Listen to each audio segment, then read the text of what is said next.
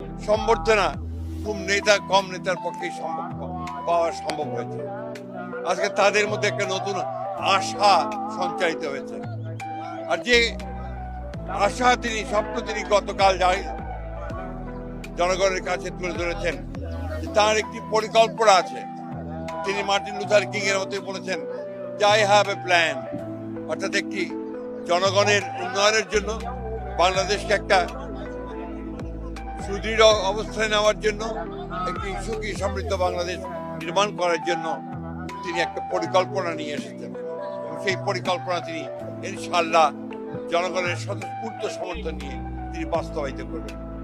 আমরা বিশ্বাস করি যে তারেক রহমানের এই প্রত্যাবর্তন বাংলাদেশের রাজনৈতিক ইতিহাসে একটা পরিবর্তন নিয়ে আসলো, একটা ইতিবাচক পরিবর্তন নিয়ে আসলো, এবং বাংলাদেশের যে রাজনৈতিক আকাশ, সেই আকাশে একটা সুবাতাস বইতে শুরু করলো।